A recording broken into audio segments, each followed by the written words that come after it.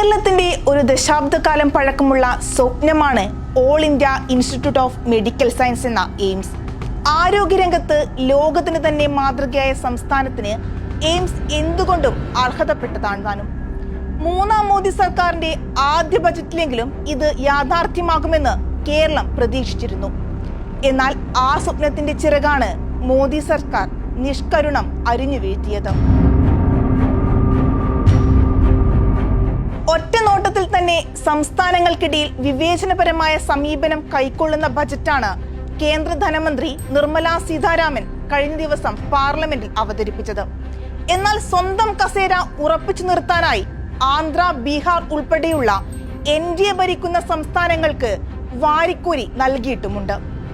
കേരളം നിരന്തരം ഉയർത്തിയ സുപ്രധാന ആവശ്യങ്ങൾ പരിഗണിക്കാൻ തയ്യാറാകാത്തത് ഈ നാട്ടിലെ ജനങ്ങളോടാകെയുള്ള വെല്ലുവിളി തന്നെയാണ്.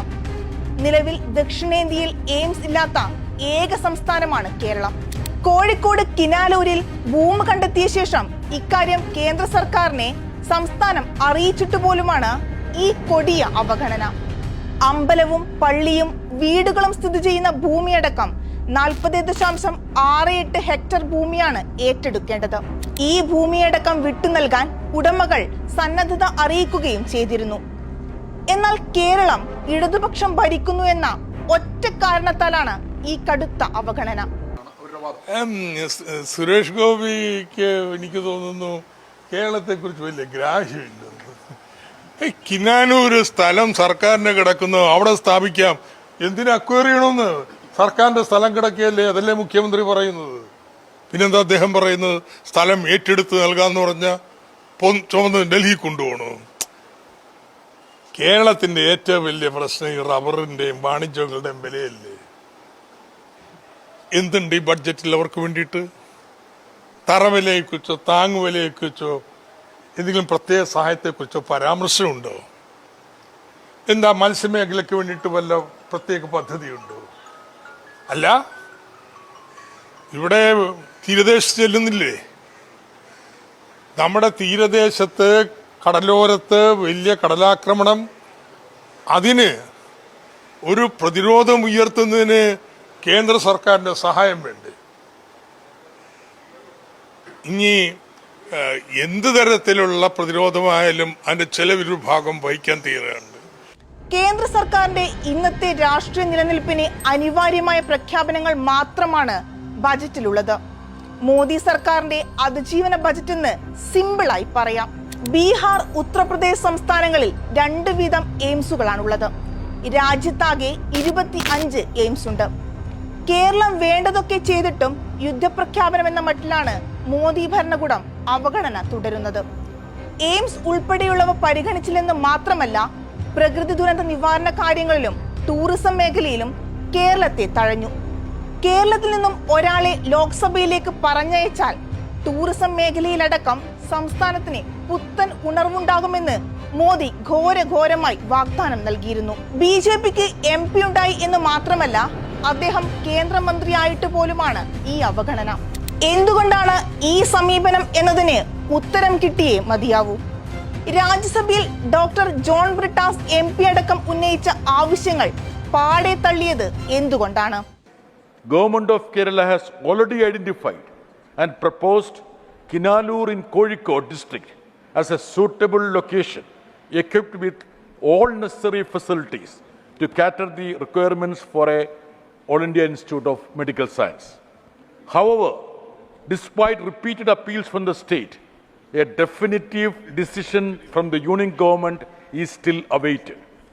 In an answer to a written question raised by me in Rajya Sabha on July 25th, 2023, government revealed that the proposal for All India Institute of Medical Science in Kerala hasn't been approved in the current phase of PM-SSY. Therefore, I earnestly, fervently urge upon the government to review its stance and expeditiously grant approval for the establishment of All India Institute of Medical Science at Kinalur in Kozhikode district in Kerala. മൂന്നാം പാതയും ശബരിയും അടക്കമുള്ള rail പദ്ധതികൾ, എത്രയോ കാലമായി ആവശ്യപ്പെടുന്ന AIIMS, വായ്പാ പരിധി വെട്ടിക്കുറച്ച് സാമ്പത്തികമായി ഞെരുക്കുന്ന സമീപനം, പ്രത്യേക സാമ്പത്തിക പാക്കേജ്, വിഴിഞ്ഞം പദ്ധതിയുടെ സാധ്യതകൾ മുന്നിൽ കണ്ടുള്ള വികസനത്തിന് പണം തുടങ്ങി സംസ്ഥാനം ആവശ്യപ്പെട്ട ഒരു കാര്യവും പരിഗണിച്ചില്ല. പ്രകൃതി ദുരന്ത സഹായം, വിനോദസഞ്ചാര മേഖലയ്ക്കുള്ള വകയിരുത്തൽ മേഖലകളിലും ഉൾപ്പെടുത്തിയില്ല. ഇത്തരം സമീപനങ്ങൾ 3.5 കോടി ജനങ്ങളെ രാജ്യത്തെ സർക്കാർ പരിഗണിക്കുന്നില്ല എന്നതിനുള്ള തെളിവാണ്. കേരളത്തിനൊന്നും വന്നിട്ടില്ല എന്നുള്ളത് കേരളം ചോദിച്ചപ്പോൾ ആന്ധ്രയുടെ കാര്യം പറയുന്നത് നമ്മൾ കേട്ടതാണല്ലോ. ബീഹാറിലെ വിവിധ ഡെവലപ്മെന്റ് പറഞ്ഞല്ലോ. നമുക്കൊരു പദ്ധതികൾ ഏതെങ്കിലും പറയുന്നത് കേട്ടില്ല. ടൂറിസം പദ്ധതി ആയാലും വിഴിഞ്ഞം പദ്ധതി ആയാലും ഒക്കെ. അപ്പൊ അതുപോലുള്ള കാര്യങ്ങളുടെ കാര്യമേ പറഞ്ഞിട്ടുള്ളൂ. ഏതായാലും കേരളത്തിന് ഇനി കൂടുതൽ വരാനുണ്ടെന്നാണ് അവർ പറയുന്നുണ്ടെങ്കിൽ, ഇപ്പോൾ പറഞ്ഞത് BJP നേതാക്കന്മാർ പറഞ്ഞതായിട്ടാണ്. കേരളത്തിന് ഇതേപോലെ കൂടുതൽ കാര്യങ്ങൾ അവർ നൽകാതിരിക്കുക വേണ്ട, ഈ തരത്തിലുള്ള നെഗറ്റീവായ കാര്യങ്ങൾ. കേരളത്തെ സംബന്ധിച്ചിടത്തോളം എയിംസ് എന്നുള്ളത് നമ്മുടെ എത്രയോ നാളുകളായിട്ടുള്ള ആവശ്യമാണ്. കേന്ദ്രം ആവശ്യപ്പെട്ടതനുസരിച്ചിട്ടുള്ള സ്ഥലം 200 ഏക്കറിൽ കുറയാത്ത സ്ഥലം എന്നുള്ളതാണ്. ആ സ്ഥലം, അതുപോലെ റോഡ്, മറ്റ് ജലത്തിന്റെ ലഭ്യത, ഇതെല്ലാം ഉറപ്പാക്കിക്കൊണ്ടാണ് ഡീറ്റെയിൽസ് കൊടുത്തത്. ആരോഗ്യ മന്ത്രാലയം ആ ഫയൽ കണ്ട് ധനമന്ത്രാലയത്തിന് കൈമാറിയിട്ടുണ്ട്. കേരളത്തിന്റെ പ്രത്യേകത നമ്മൾ ഈ അസുഖങ്ങൾ, രോഗങ്ങൾ കണ്ടുപിടിക്കുന്നു എന്നുള്ളതാണ്, അത് റിപ്പോർട്ട് ചെയ്യുന്നു എന്നുള്ളതാണ്. കേരളത്തെ പോലെ ഈ ആരോഗ്യ മേഖലയിൽ മുന്നോട്ട് പോകുന്നത്. അതുകൊണ്ടാണ് Indian council of medical research ഗവേഷണം നടത്തുമ്പോൾ നമ്മളുമായി, പ്രത്യേകിച്ച് നിപ്പ നമ്മൾ എടുത്താൽ ഇന്ത്യയുടെ മറ്റു ഭാഗങ്ങളിലൊക്കെ ഉണ്ടായിട്ടുണ്ടല്ലോ, പക്ഷെ അവിടെയൊന്നും നടക്കാത്ത നിലയിലുള്ള ഗവേഷണ പ്രവർത്തനങ്ങൾ കേരളത്തിൽ നടക്കുന്നുണ്ട്. അപ്പൊ അങ്ങനെ ഒരു സംസ്ഥാനത്തിന് ഒരു എയിംസ് തീർച്ചയായിട്ടും അർഹതപ്പെട്ടതാണ്. എന്തായാലും കേരളത്തിൽ നിന്ന് BJPക്ക് ലോക്സഭാ അംഗത്തെ ലഭിച്ചതോടെ എല്ലാ കാര്യങ്ങളും ഇപ്പോൾ ശരിയാകുമെന്ന് പറഞ്ഞ് വാഗ്ദാനങ്ങൾ ചൊരിഞ്ഞവരുടെ പൊള്ളത്തരവും ബജറ്റിലൂടെ പുറത്തായി. കേരളത്തെ ഒരു കാര്യത്തിലും പരിഗണിക്കില്ല എന്ന പരമ്പരാഗത നിലപാട് തന്നെയാണ് കേന്ദ്രം തുടരുന്നത്.